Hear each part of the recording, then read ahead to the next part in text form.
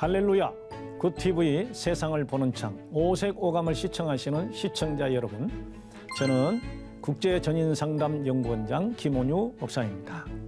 오늘은 영적 성장에 대해서 알아보고 여기에 필요한 치유가 있다면 함께 기도하도록 그렇게 하겠습니다. 오늘 성경에는 고린도전서 13장 8절에서 13절에 있는 말씀을 보니까 내가 어린아이일 때는 어린아이의 생각을 하고 말을 하고 어린아이처럼 행동을 하지만 어른이 되어서는 어린아이의 일을 버렸노라고 그렇게 사도 바울은 말씀하고 있습니다.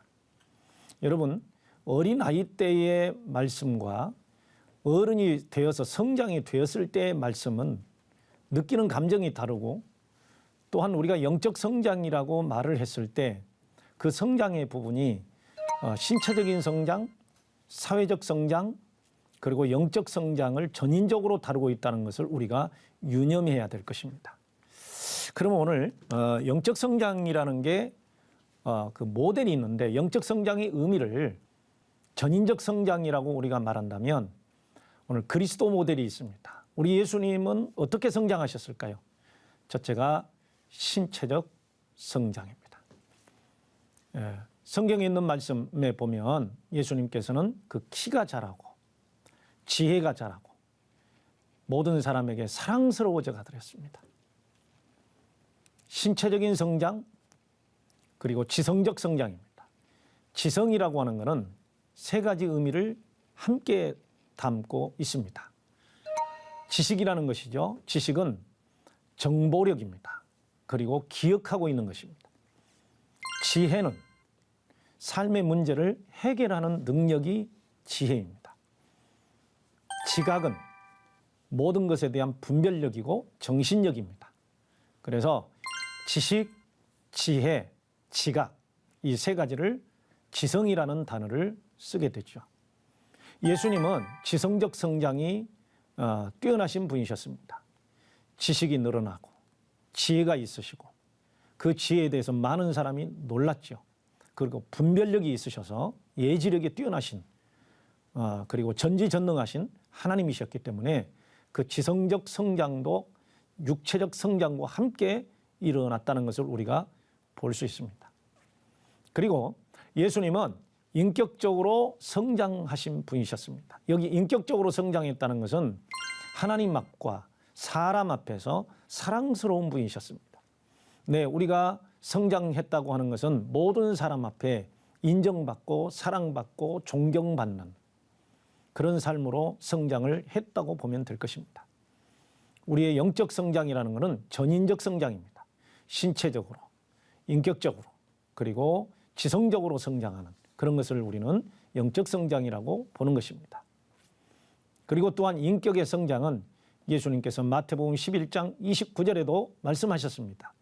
너희는 내게 와서 배우되 나의 마음은 온유하고 겸손하니 나의 멍에를 메고 내게 배우라 그러셨습니다. 그 결론이 뭡니까? 예수님의 인성은 온유와 겸손이셨습니다. 온유하심은 겉으로도 온유하셨지만 내면이 온유하셨고 그 태도가 겸손하셔서 모든 사람을 섬기는 그런 분이셨습니다. 진정한 영적 성장과 인격의 성장은 다른 사람을 돌볼 수 있을 때까지 가는 것입니다.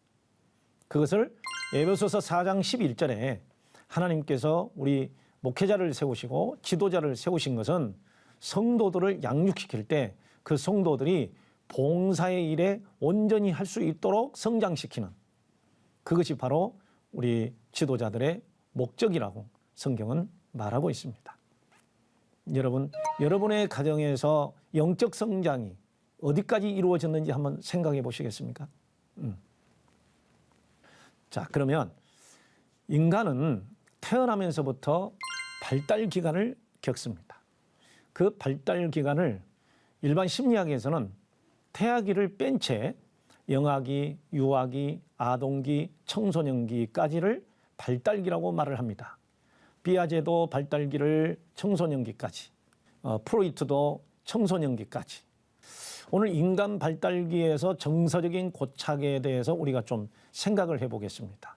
지난번에도 말씀을 드렸듯이 인간의 어린 시절에 고착된 인격을 우리는 성인아이라고 그렇게 이야기를 하게 된다면 만약의 경우에 태아기에 고착이 됐을 때는 어떤 문제가 생길까요?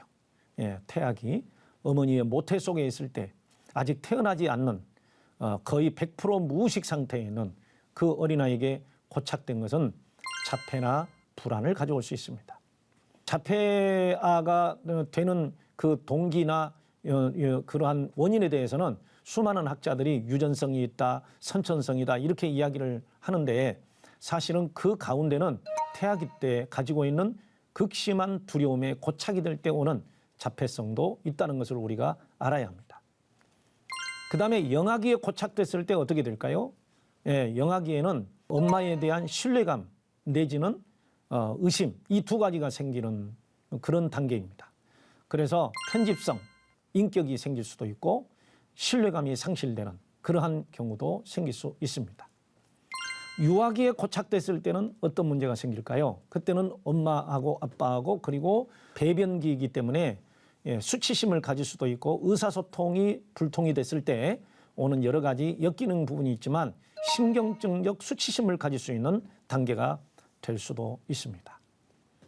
그리고 또한 말이 늘어나고 유치원을 가고 초등학교를 다닐 때를 우리는 아동기라고 그러는데 그 아동기에 고착됐을 때 우리는 그때 열심히 얘들을 따라가고 성적을 높이고 그리고 자기가 스스로 할 수 있는 자율성이 늘어날 때 만약의 경우에 그렇게 되지 못한다면 열등감에 묻힐 수 있다고 그렇게 이야기를 합니다.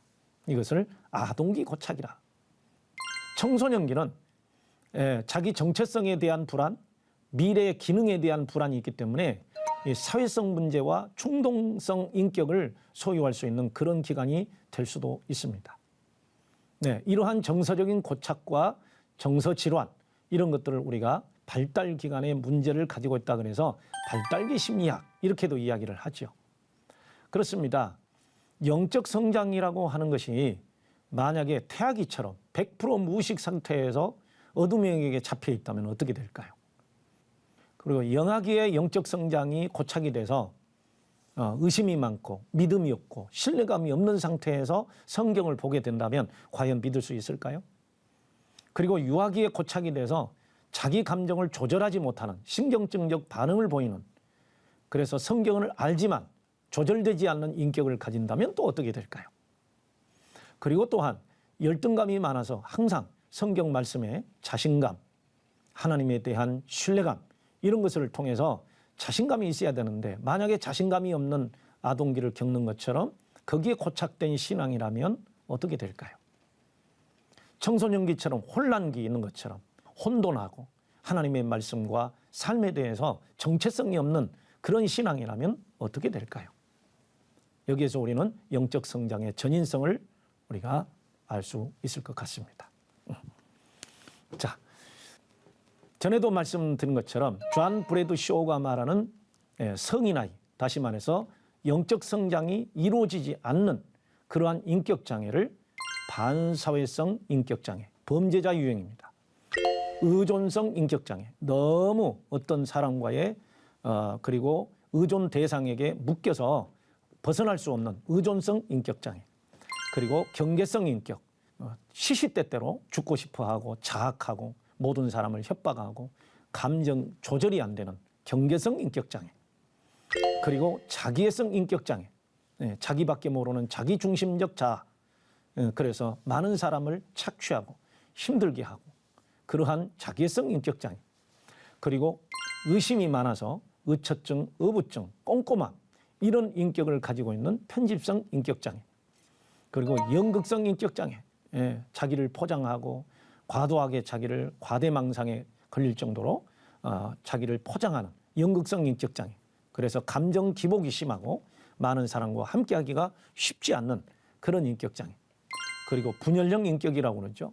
자기 생각에 사로잡혀서 환청을 믿고 환신을 믿고 그리고 또한 이제 과대망상에 걸려있는 그런 사람들을 분열형 인격장애라고 그러는데 이러한 인격장애들을 가지고 있을 때 우리는 인격 성장이 안 돼 있다, 어린아이다 이렇게 이야기를 또 하고 있습니다. 네.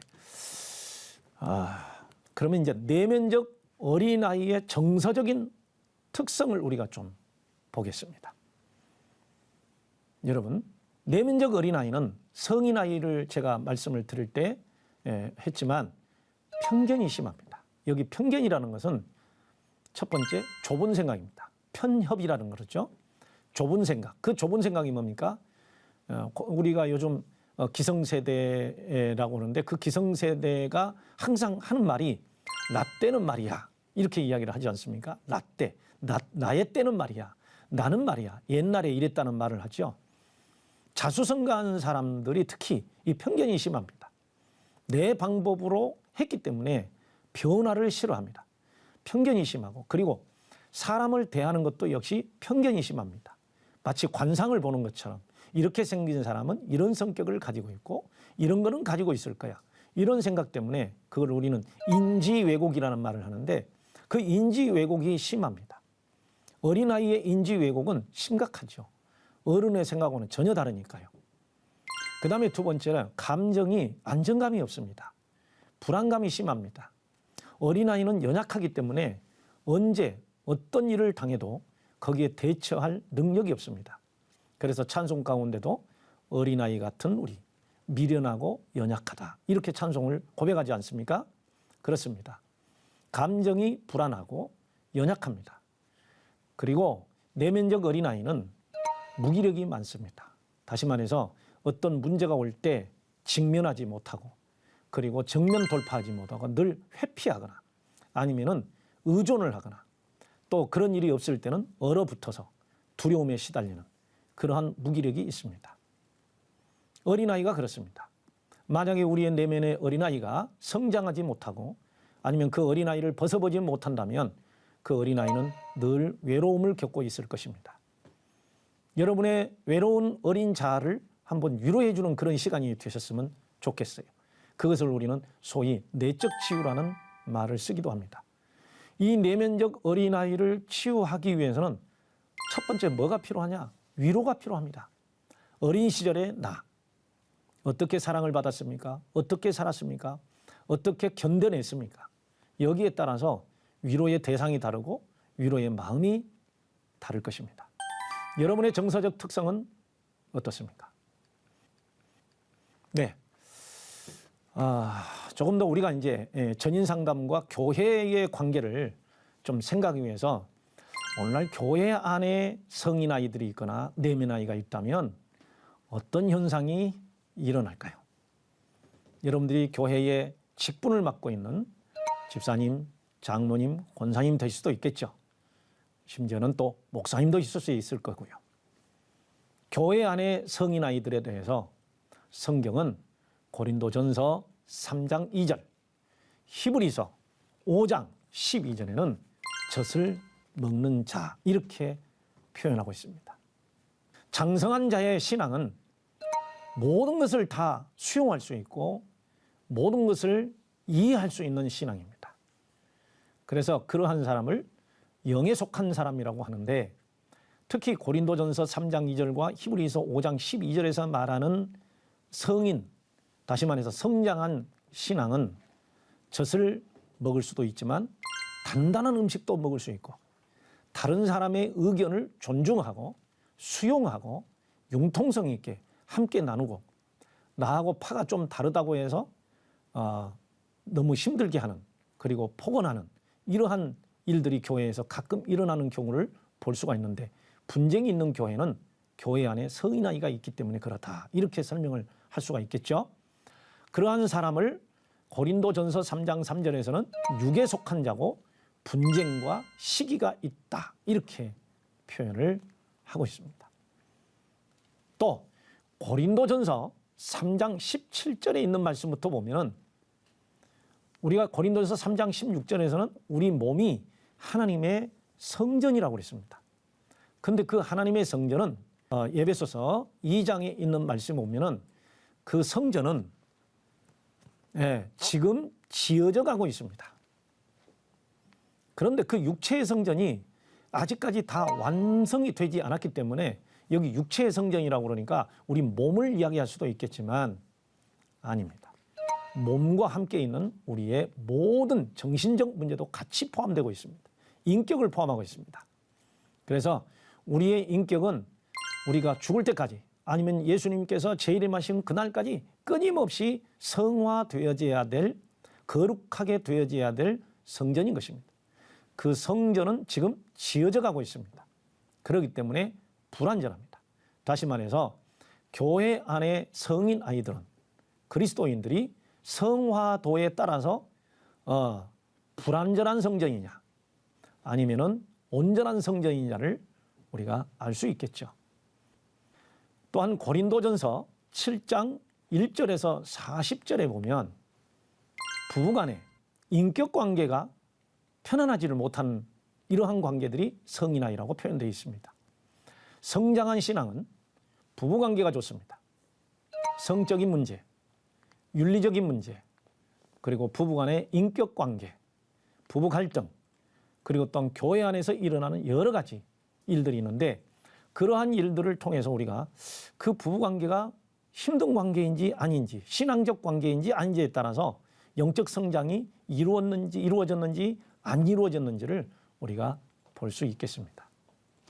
그 다음으로 넘어가서 고린도전서 8장 7절에 보면은 성장한 신앙은 악한 옛습관이 있는데, 고린도서 8장은 이제 고린도 교회가 우상숭배가 있는 그런 지역이기 때문에 아직도 그 우상숭배의 습관을 가지고 교회에 들어와서 온전히 거룩해지지 못한 상태를 말하기 때문에 우상숭배의 습관을 가지고 있다고 하는 것 보니까 에베소서 4장 22절과 나눈다면 악습관을 벗어버리지 못한 상태가 바로 교회 안의 성인아이라고 그렇게 표현할 수가 있겠습니다.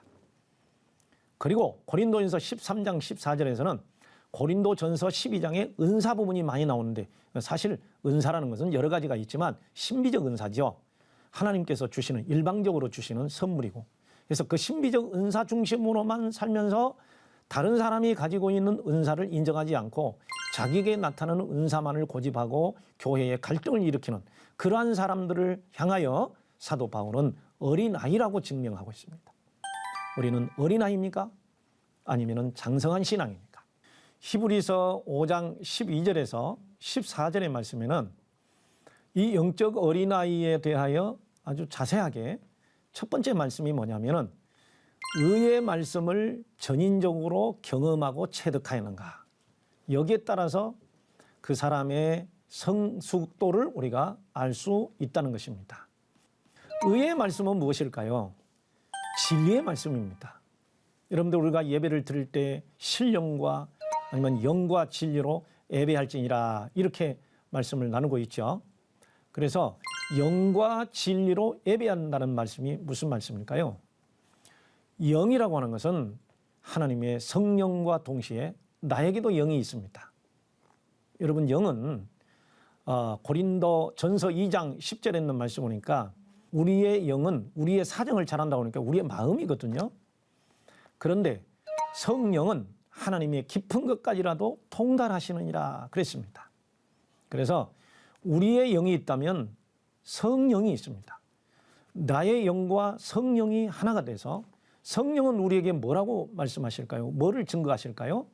하나님의 말씀을 증거하시고 하나님이 살아계심을 증거하시고 예수 그리스도의 주님 되심을 증거하시고 로마서 8장 15절에 있는 것처럼 16절에 있는 것처럼 우리가 하나님의 자녀인 것을 증거하시는, 그래서 그 증거하시려는 방법을 마음에도 증거하시지만 실제적으로 우리가 그 말씀을 체험하도록 도와주시고 그 말씀을 체험함과 동시에 확신이 있게 되는 거죠. 의의 말씀을 전인적으로 경험했다. 우리 삶 속에서 어떻게 의의 말씀을 경험했을까요? 삶에서. 네, 예수님께서 성장하실 때 몸이 성장하시고 지성이 성장하시고 하나님 앞과 모든 사람 앞에서 사랑스러워져 가도록 우리가 전인적으로 모든 사람에게 사랑스럽고 인격적으로 그렇게 성숙되어져 있는가, 이것을 우리가 생각을 해보면 될 것 같습니다. 여러분의 성숙도 어디까지 되었습니까? 그 다음에 이 영적 유아였던 우리가 시간이 지나면서 계속 말씀을 듣게 되고 그 말씀 속에 거하고 계시는 예수 그리스도의 온유하심과 그리고 또한 겸손하심이 어느 때 있었을까요? 극단적인 순간에 어떻게 그것이 우리를 이끌어 왔을까요? 여기에서 깊은 문제를 가지고 있는 것은 바로 깊은 상처입니다. 영적 유아는 전에도 말씀을 드렸지만 깊은 상처가 있을 때 성장하지 못하고 거기에 고착되어 있는 모습을 우리가 볼 수 있습니다. 그래서 제가 늘 주장하고 또 상담하고 가르치고 있는 부분들이 우리가 하나님의 말씀을 확신하고 기쁨 있게 행복 있게 살려고 하는데 방해하는 것이 있다면 우리의 무지와 상처들이라고 이야기합니다. 그래서 실제적으로 현대 이상심리에서도 깊은 상처로 인한 트라우마는 정신질환, 신경증, 그리고 인격장애, 여기에다가 전인상담이 들어간다면 하나님과의 관계가 힘들게 되는 영적 문제도 가져올 수 있다는 것입니다.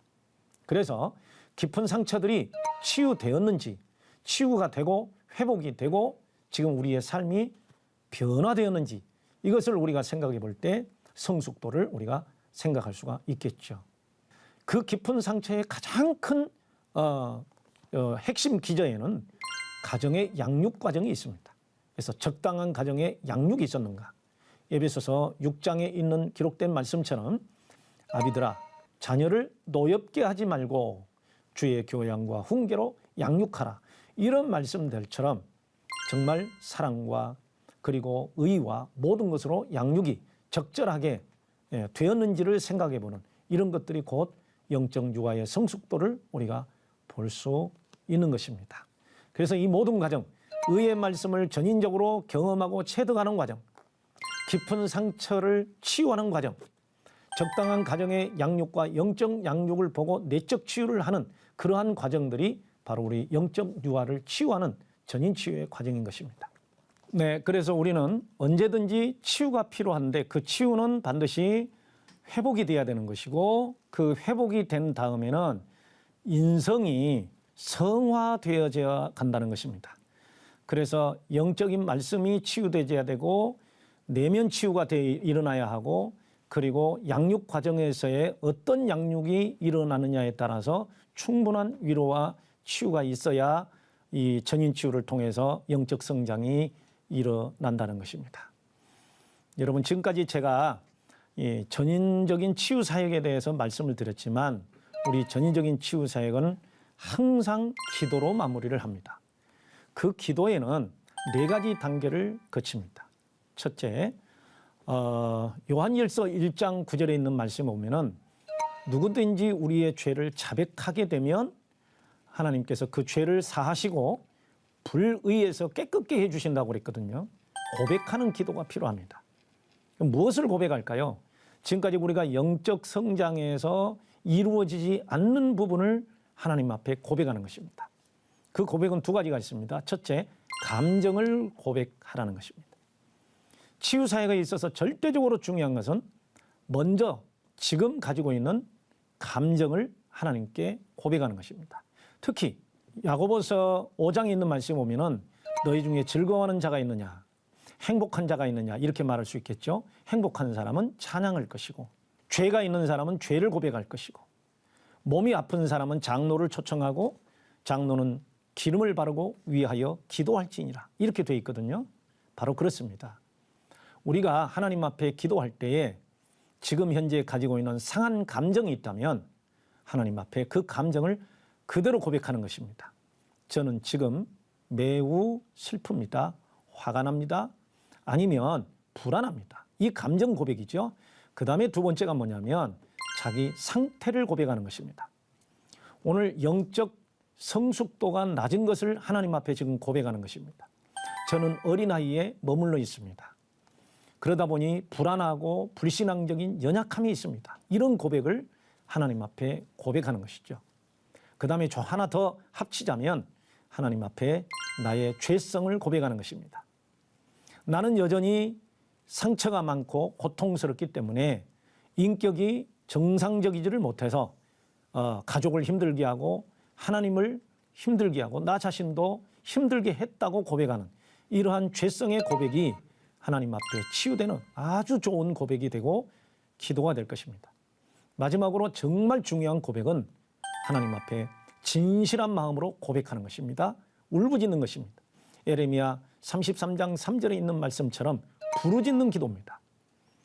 여기서 강의할 때는 그냥 읽는 기도가 되겠지만 여러분이 가정에서 혹시라도 치유 기도할 때 골방에 들어가서 아니면 통성 기도할 때 비밀한 곳을 찾아서 기도할 때 하나님 앞에 울부짖고 자신을 통렬하게 내어놓을 때 그 성장과 성숙이 훨씬 빠르게 되는 것을 우리가 볼 수 있습니다. 왜냐하면 모든 인간의 성화 과정도 성령께서 인도하시기 때문입니다. 그러면 오늘 우리가 성인아이 됨을 치유되기 위해서는 이렇게 기도하면 좋을 것 같습니다. 자, 이렇게 기도해 볼까요?